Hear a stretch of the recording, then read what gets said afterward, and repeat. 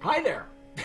You're watching Sipping Off the Cuff on Tequila Aficionado Media on all of our platforms. I am Mike Morales here in San Antonio and hot San Antonio. That gentleman out there is Jim Johnston and Stormy Youngstown. Torby. Yeah, we Jim was having a problem with some storms, some thunderstorms like we do here in Texas, and when that does, it wreaks havoc with your internet. So we're hoping that that's not going to be the case tonight. We're gonna Sun try is it. shining now. I think we're all right. All right. What I we're hope. doing what we're doing right now, ladies and gentlemen, this is a brand new mezcal, a new series of mezcals on the market. By realmezcal.com is the importer. That's their website. Check this out. Look at that artwork. Um, I Jim, didn't he send us a lot of the pertinent information on the brand? Look at everything you need to know about this. This is an Espadin. You're looking at 48 ABV. Um, And and a literal index of everything that has gone on with this bottle and what's in it. Yeah, this is gorgeous packaging. The name of the line is called Cuentacuentos, which is storytelling. And Jim, each of these four that we're going to go through tonight. This is the Espadin. Each of these has a story, and if you ask Reed Spears, the gentleman who is spearheading this brand, and he is the importer. If you ask him, he may even be able to send you the story. It's a four-part story about Old Man Possum and how it's a legend, it's a myth, it's a storytelling of how Old Man Possum, the uh, Tlacuache, I think I'm pronouncing that correctly because it's not Spanish. It's Tlacache.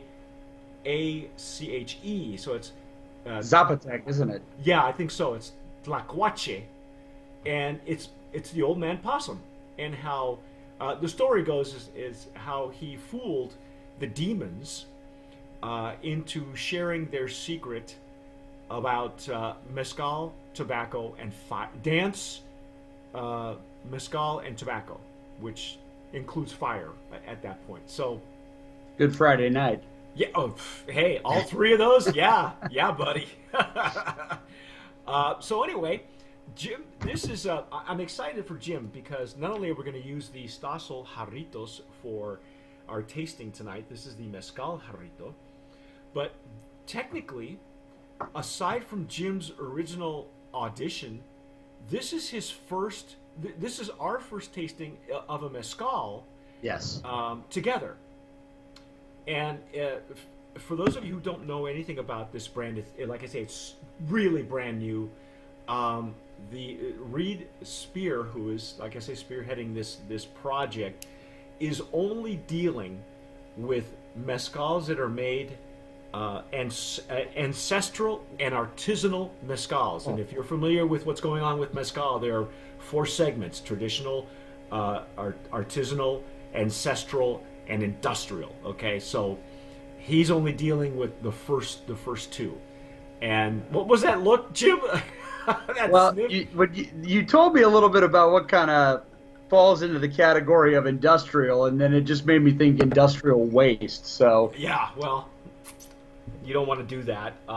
You can see the cork.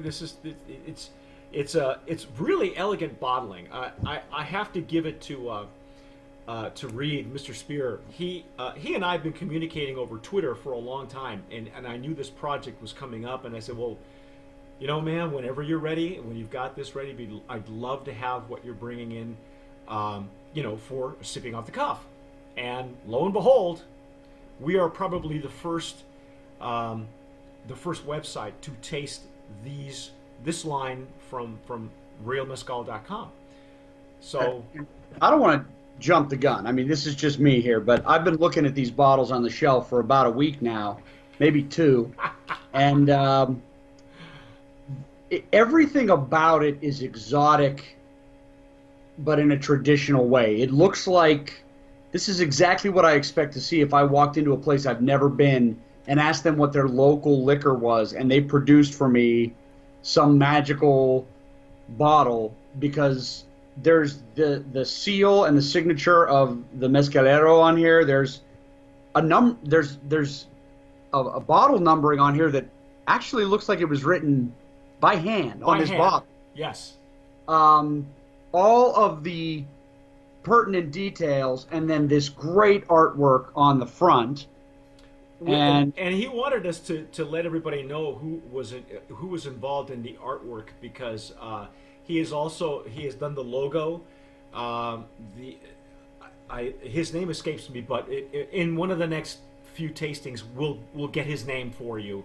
But he's done the whole branding. He is behind the whole branding thing too. I mean, just the packaging. Before we even get into the other four, do you want to nominate it? Yeah, right there. I mean, I agree. I totally agree. This is like a nice like agave paper, and we've come. It's interesting because for those of us who really enjoy mezcal, we have come to expect bottles that have great juice to look like this.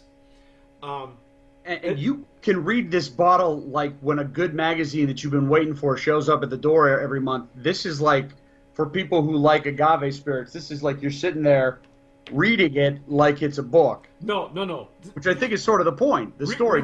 Remember when we were kids and we would have cereal? I don't know. Read the back of the box. You read the back of the box, right? Right. It's the same thing. This is reading materials, ladies and gentlemen. Back of the box. It's the back of the cereal box. This is the Espadin, and just to give you some quick, I can't give you all the information. It's at 48 ABV, 100% Augustifolia, which is Espadin. It tells you the information you have, like the finca is the ranch, the cosecha is the harvest, correct. The land, the pueblo, elevation, the elevation. It's traditional. This is he's calling it ancestral. So it's in a traditional oven, in the ground. So en tierra is what it says. It tells you the type of wood that they used. Wow. Encino and pine. The wood that they use to heat the oven. Well, yeah, because I believe it's pit roasted, if I'm not mistaken. So it's traditional en la tierra, so that means it's underground, and to heat. And they're even telling you the staves that went in with it when they. Yeah. Wow. Horneado, 72 hours. Molino, canoa, and maso de madera. That means that it's a different type of maceration that's done by hand. Not with a taona wheel. It's they club this thing to death. It's basically what they do. All right. The water is manantial sagrado, so it's spring water, and this is distilled in olla de barro, so it's clay distillation, ladies and gentlemen. Wow. I mean, I could go on and on, but I'm not gonna. All right, because you can't get your own bottle. By the way, if you're not fluent in Spanish like us Irish kids up in Youngstown, there is a tag on it that has a beautiful story about the origin of the water, and the whole bottle has about 3 or 4 paragraphs worth of stuff on it, which is really cool. Yeah, it really gives you the charm and the romance behind. It really drives across the image and story that they really wanted to tell with this, and they're very successfully done. Congratulations to them. Just in the packaging alone, folks, you're going to want this. But look at that. And again, none of these will be rested. The 4 that we're doing tonight, none of these mezcals are rested. As is, they're called joven, so they're unaged. Oh, wow. Oh, man. I can smell clay. I can smell earth. Sometimes, we used to be able to get out of some tequilas what we used to call wet cement. That's there. This has such a depth in the aroma that is I've not smelled this much earth on any agave spirit we've tasted yet. Yeah, and you know, again, a lot of that has to do probably with the type of distillation that it has. And this is distilled in clay, in it's clay distillation, clay pot distillation. So it's not copper pot, not stainless steel. All right. This is like smoky and peppery, but very, very.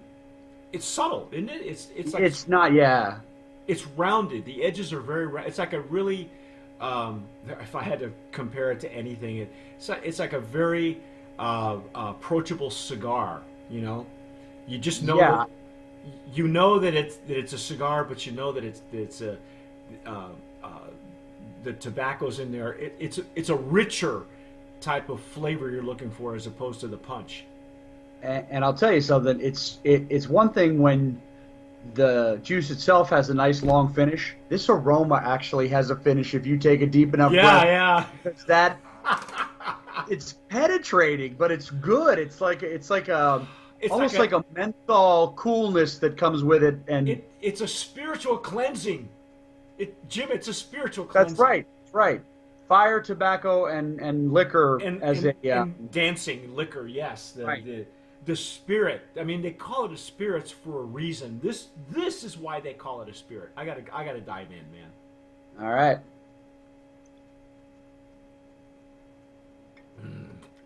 Oh, oh my Oh my goodness, God. There's a dude. lot of things happening in there. Right here. Yeah. And we're gonna have to really break this Oh category man. down. I think this will have to be in its own category as ancestral because I was. Ooh. it's so authentic, ladies and gentlemen. I can think of one mezcal bar up in Austin, maybe two, that will want this on their menu right away. Okay. I don't know, Jim. Do you know of any places that are really getting into mezcals in Ohio? Look at the legs and tears on this thing. Ah. Yeah, look all the way down that glass Wow. from where I was just sipping it, all the way down. Yeah. Oh my goodness. Unfortunately, tequila's still bigger here than mezcal.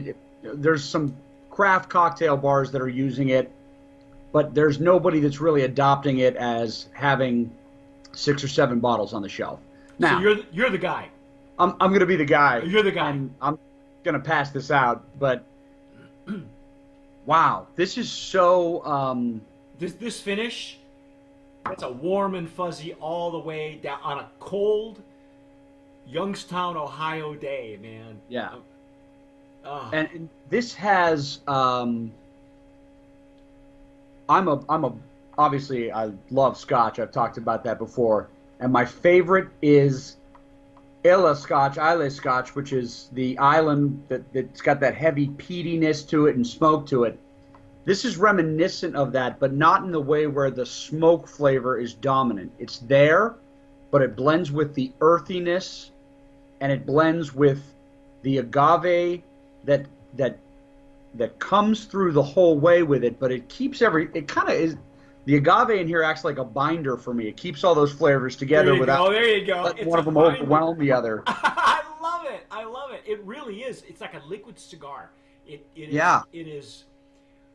I know we can go on and on. We only have so many minutes to cover 4 of these tonight, but and we'll be singing its praises, I'm sure, because I've snuck from one of the other bottles. I'm not sure if Jim has, but I'm brand new on this one. well, this is this is one of those that you really have to be a fanatic and know what you're looking for, and if you are like Jim said, if you're a Scotch drinker and you like those heavy peaty smoky scotches. But Don't let that smokiness make you think you can't drink this. no, It's no. not smoky like that Scotch. It's just reminiscent of it. This hangs together really well. Do you have what there are mezcals that are distilled in copper pot or stainless steel that are the edges are as approachable, as rounded, as well rounded as this is in clay. I think it's maybe my second mezcal I've ever had that's been distilled in clay pots. And I got to tell you, this is beautiful. This is such a beautiful mezcal. Oh my gosh. Oh, Right up front, agave with the smoke in the earth, but none too pronounced that it's off. And then it develops into a very warm, lingering. It's almost like there's a difference between when you have smoked meat and there's fresh smoke. This is yes. fresh smoke. Yeah. And it sticks to your palate, but Yeah. but only as like a memory. It's not, it's like a good salsa. I tell people, when you do a great salsa with a habanero or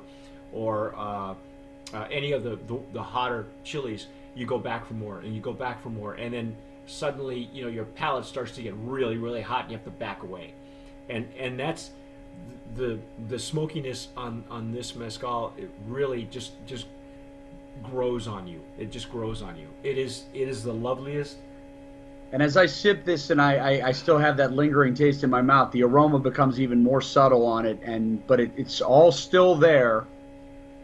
And it's all bound by just that little agave zip that comes through the whole way. I love how you said that. It's a binder. It really Ooh. it is. That's a perfect descriptor. It is, or we can just say, like we say in tequila, it's very well balanced. All Right. the elements are there, and it just allows you to be at one with this. I mean, it's like Jim said. You inhale it in the inhalation. It's Has a finish. It's like that is a spiritual. It's like going to a sweat lodge, man. It's like a spiritual experience. I love this stuff. Yeah. Wow. And I think that my opinion of this, and I'm assuming based on the process and everything that goes through this, that with mezcal, it's easy with the smoke and the earth and the oven and all the other elements that you can really mess it up if you don't, or if you're not cognizant of what is going to happen in your process. Well, the maestro mezcalero is, all these are very well experienced, and as we go through this line, we'll be able to tell you who they are, and I think there's one is a female, and then the other two are from the same guy. So there we go. That's our take. This is our first in a series. This Cuentacuentos with Old Man Possum, and you gotta try this. If you can find it, go for it. Go to realmezcal.com. Ask them to bring it to your state, to where you are right now, and Reed Spear will do his damnedest to get it there, because this. And he's it's a small batch, ladies and gentlemen. You're only going to get so many of these. So, thankfully, we have our bottles here for sipping on. I got to hide this from myself. Yeah, me too. Put that away. I'm Mike Morales here in San Antonio. That young man is Jim Johnston in Youngstown, Ohio. You've been watching Sipping Off the Cuff on TequilaAficionado.com, a Brand of Promise nominee for Cuentacuentos. Absolutely. Absolutely. If you're watching us on YouTube, please subscribe. But whatever you do, tomar sabiamente. Sip wisely. I'm Mike Morales. I'm CEO of Tequila Aficionado Media, and I just wanted to thank you for watching Sipping Off the Cuff. We love doing these reviews for you. Now, if you're an Agave Spirits brand owner and you're watching this, there are 3 things that I'd like to talk to you about. Number 1, if you'd like us to review your Agave Spirit on Sipping Off the Cuff, just send me an email, mike@tequilaaficionado.com. It won't cost you a dime, and I promise you'll get an honest review. Number 2, if your brand has been nominated, past or present, as a brand of promise, we can help you promote your brand effectively and affordably over on the tequila PR side of things. Just email me, mike@tequilapr.com. And number 3, if your brand has ever been a Brand of Promise nominee or a winner, you automatically qualify with us, or to go with us on our next promotional tequila tour. So shoot me an email, tours@tequilaaficionado.com, and I'll send you all the details on our upcoming tequila tour. That's it. Thanks again for watching. Sip wisely.